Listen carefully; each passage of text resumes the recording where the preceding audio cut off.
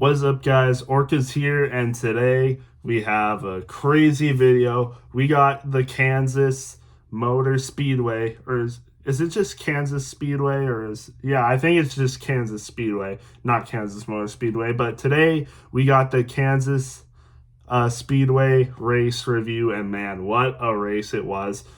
Sorry if I look tired right now. It's because it's almost 11:30. I'm staying up a little later tonight because I got some things that I'm gonna be watching. But yeah, it's really late. I've never made a video this late, so forgive me if I look tired or sound tired. It's because I probably am, but because it's been a long day. Because Kansas actually was delayed today. It was supposed to start at 2 p.m. and didn't start around until 5:15 because the race was delayed because of rain. But they were able to get it out, and man, if there was no rain delays, I don't know what this race would have been like, but it possibly wouldn't have been as great as it was, because man, was this a great race. Second best race of the year, in my opinion. Even better than a lot of the super speedway races. It's better than Daytona and Talladega, which is crazy to say. I never thought I would. Well, I mean, down the road, I feel like I would have said that. Maybe we would have got a couple races that were better than those two, but I'll just give you guys a hint. I would rank this race number 2. And if you know my review for Atlanta, you would know that Atlanta is a near perfect race, and this one is also almost on the level of Atlanta. So it is definitely a high ranked race for me, percentage wise as well. But I'll get to that towards the end of the video. First off, let's just start about the racing, because man, this was some of the best racing, non-super speedway racing style that I've ever seen. Like, holy shoot. I thought it was just going to be a linear racing, but man, stage 1 was insane. The battles with Hamlin, Ross Chastain, Kyle Larson, it wasn't just like the leader was in the lead by 3 seconds the entire time. No, if they were side by side, at least 2/10 of a second behind for literally the whole stage 1, which was crazy racing, literally back and forth. So many lead changes between the lead cars, which is insane. So many passes. I've never seen, I don't think I've ever seen that before, besides in a super speedway, of course, where the leader just isn't ahead by 1 second the entire time. No, there was multiple lead changes for multiple different cars. It was mostly Denny Hamlin, Kyle Larson, and Ross Chastain for the first stage, and that's how it went. And yeah, it was just amazing racing there. Not much more to say about that. I'm pretty sure Denny Hamlin ended up getting the stage win for that one. The Ross Chastain fell back a little bit after a while, after the green flag runs, I'm pretty sure, or green flag pit stops, I'm pretty sure. So that was there. Then you get to the stage 1 caution for stage caution, and Denny Hamlin had some problems on pit road. He got caught up behind Austin Hill, so he fell back a lot. So that was a little unfortunate for him. But then it ended up being stage 2 was definitely not as good as stage 1, but I think it was still good racing. I don't remember as much about it because it was during this time where I kind of was taking breaks watching the race, because it was my brother's birthday today, so I was spending time with him and had some supper and stuff like that. So I wasn't really paying as much attention to stage 2. I paused the race, and when I got back, I skipped through commercials and sometimes skipped through some parts of the race, but I still watched basically all the race. It's just that I wasn't paying as much attention to stage 2. But I think it was still good racing. Again, not as good as stage 1, but still good racing. This was around the time where Chris Buescher started to make waves. He started pretty far back. Didn't qualify that well, but man, he caught up pretty fast in stage 2. Ended up getting up to the lead. It was it was him and Hamlin up front, I'm pretty sure, because Hamlin eventually made his way up front, and I'm pretty sure Kyle Larson was still up there as well. And yeah, it was still good racing, just not as good as stage one, but again, still good racing. Leaders were all pretty close to each other, or the lead cars were all pretty close to each other. Still, again, good racing. And then stage three was just wild. Chris Buescher ended up getting the stage two win, by the way. But then stage three started off hectic. We had, I think, I think it was 4 cautions back to back at the start of stage three. Just a ton of spin outs and some minor crashes. There were some people that got DQ'd from the race. I'm pretty sure Jimmy Johnson was one of them. I forgot who the other person was, but Jimmy Johnson got spun by Corey LaJoie. He stared him down when he was getting into the I think AMC truck, and it was not a pretty sight. I'm not sure what happened, to be honest. A lot of people think Corey LaJoie made a bad move and could have done it on purpose, but I doubt he did it on purpose. He might have just made a stupid move that definitely put Jimmy Johnson at risk. But yeah, it was unfortunate. I'm pretty sure Jimmy Johnson ended up hitting Bubba Wallace and Michael McDowell as well. They got a little airtime on their left side or right side tires, but they were fine. They still continued to race, and I'm pretty sure Michael McDowell ended up getting a 10th place. Yeah, he did. I'm looking at the standings right now. He got a 10th place finish. I'll get to the rest of the people later, but yeah, Michael McDowell with a 10th place finish despite getting rammed into by Jimmy Johnson. So not a bad race by Michael McDowell at all. Played a good race. Good to see him in the top 10. But anyway, let's just get back to stage three, because this is where things get really hectic. Again, I already mentioned the 4 cautions. There was some people that spun out and stuff. And then after that, a lot of different pit strategies were deployed. I mean, you saw people that pit at the first caution that happened, I'm pretty sure. Then you had some people that pit at the last caution. You had some people taking only 2 tires. Some people had I'm pretty sure it was Denny Hamlin and someone else that I think it was Chris Buescher. They had 45 laps on their tires, while people like Tyler Reddick only had 7 laps on his tires because he pit way after or something like that.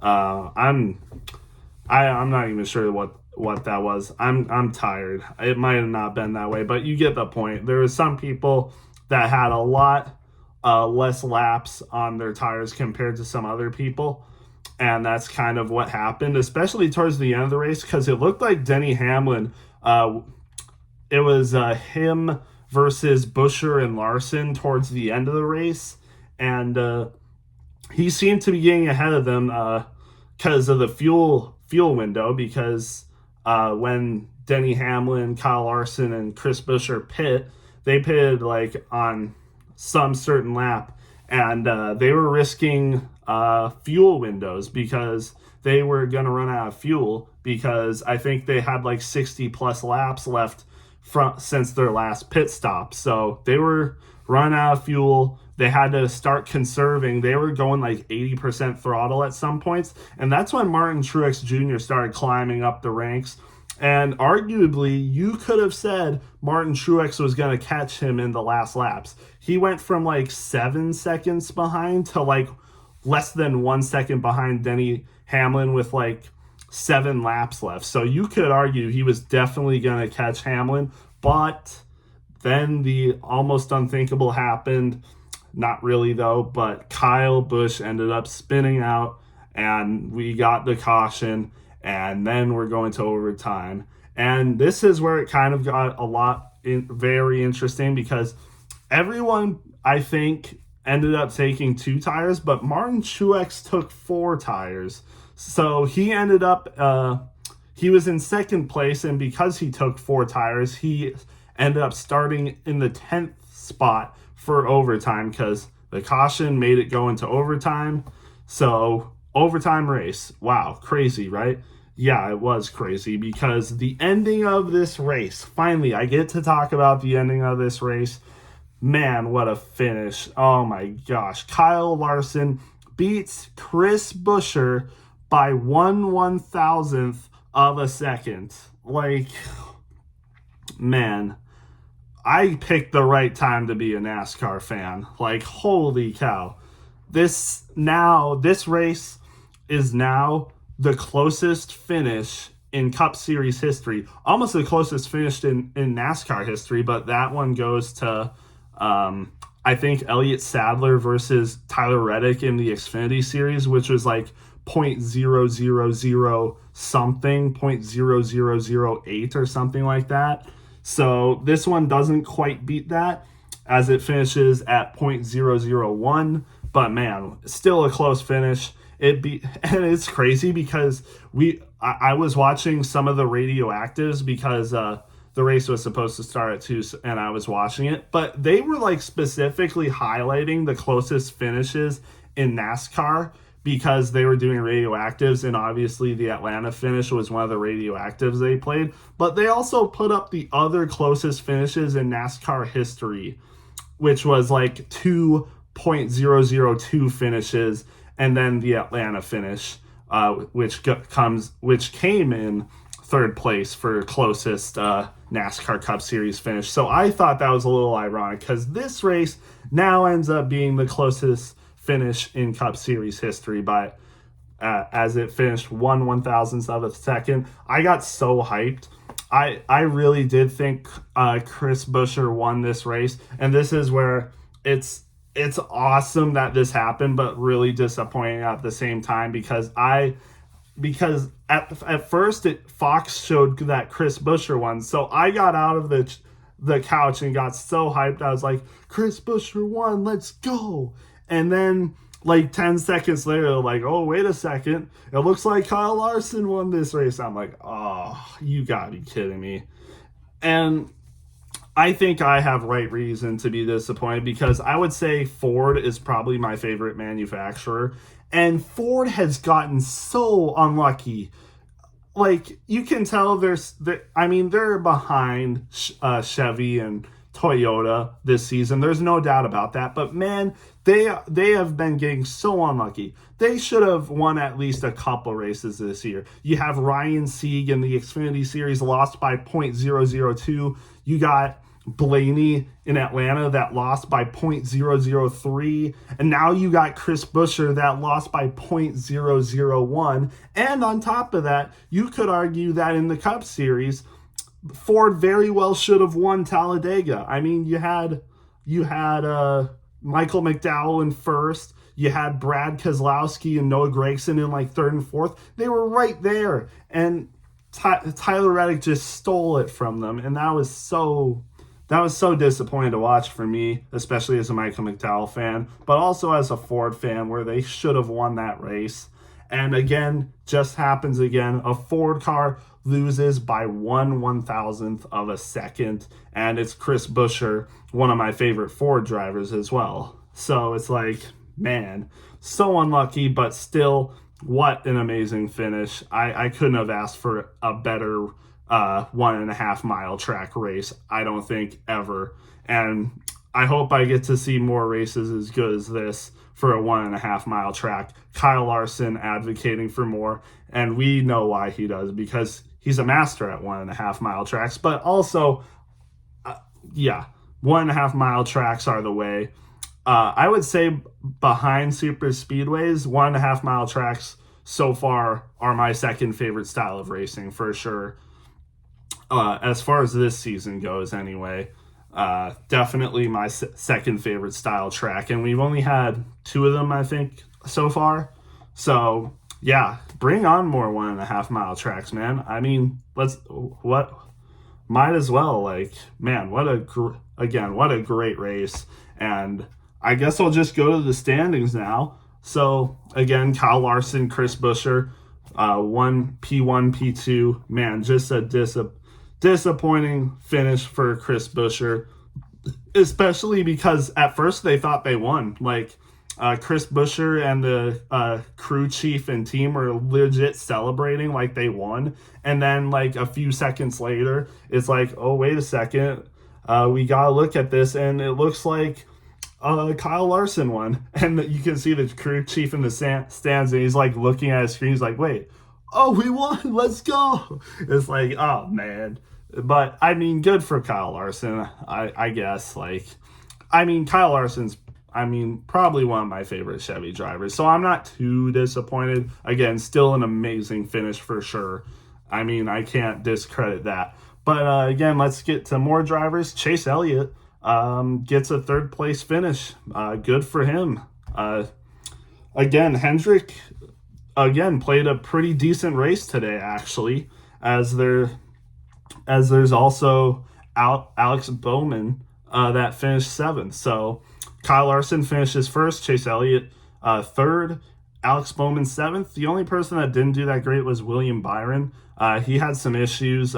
He didn't qualify that well because he hit the wall in qualifying, but he was making his way back up and just didn't have a good race. I'll get to him later because I don't even see him in the top 13, what I'm looking at, or even top 14, but I'll get to him later. Martin Truex Jr. fourth and Denny Hamlin fifth, and Christopher Bell sixth, so a 4th, 5th, and 6th for JGR. Not bad at all. Martin Truex Jr. continues to have a dominating performance in these races, ends up with 43 points, one of the highest point leaders. The only people that finished higher in points was, of course, Kyle Larson, Christopher Bell, and Denny Hamlin, who all had either the win or stage wins. So, yeah, it makes sense for them to have more points. But Martin Truex Jr. gets 43 points from this race, played a very good race. Nice for him. And Denny Hamlin gets his first top 5 that wasn't a win. This is his first top 5 finish that didn't result in a win this year. So good for him. And Christopher Bell gets 6. I mean, he won the pole, and it seemed like after the pole he was kind of quiet. Like he got passed by Ross Chastain pretty quickly in the first stage, and then he was just hanging around the top 5 but didn't really do much. But still ends up with a 6th place finish. Good for him. Bowman 7th, like I said. Kyle Busch finishes 8th, and he was running in the top 5 for a lot of this race too. So good for him. 39 points for the finish. Good race for Kyle Busch. Great way to he's getting his points back. He needs these points because it looked like he was contending for the win for a little bit. He was in second a lot of the race, but he spun out when he was in 5th place. He got back to 8th place, though, so good for him. Yeah, again, good race for Kyle Busch, and ended up saving his car and got 8th place finish. Noah Gragson finishes 9th, and Noah Gragson now, I mean, Noah Gragson is just carrying SHR at this point. At first, it looked like Briscoe was doing good, but Briscoe did not have a great race today, and Noah Gragson, this is 2 top 10 finishes in a row for him, and he's had other multiple top 10 finishes. I think this is his 4th top 10 or something like that. So, I mean, man, you got to give it to Noah Gragson. He's looking good, but we'll just have to wait and see how he finishes. I'm pretty sure someone said he's 19th in the point standings, so, and he had that 35-point penalty at the start of the season. So, I mean, good for Gragson. Like, he's doing good. McDowell, like I said, gets a top 10 finish. Good for him. Like to see that. Brad Keselowski also gets an 11th place finish. Didn't have a great qualifying, but he found himself in the top 10 for a little bit, I'm pretty sure. Just ran out a little bit outside the top 10. Blaney gets 12th. Nemechek gets 13th. And Todd Gilliland, Michael McDowell's teammate, gets a 14th place finish. I'm pretty sure they ran a different strategy compared to the other drivers. At one point, I'm pretty sure both of them were in the top 5. I'm pretty sure, again, they ran a different pit strategy when all those cautions happened, so that's why they were up there. But, hey, they still end up getting decent finishes, so good for them. Josh Berry finishes out the top 15. Ran a pretty quiet race. I didn't think he'd even finish this good. I thought he was going to finish outside the top 20, but he made his way up, I think, due to strategy, but good for him. Ricky Stenhouse Jr. gets 16th. And here's the weird part. Bubba Wallace Jr. finishes 17th and Tyler Reddick finishes 20th. Two of the most notoriously good racers at Kansas, and they finished 17th and 20th. I'm not really sure how that happened. I know that Bubba Wallace got hit by Jimmy Johnson when that caution happened, but especially Tyler Reddick, how did they finish this bad? Like, I'm really not sure what happened to them, especially because Tyler Reddick was running in the top 10 the entire day. So, again, just weird for them.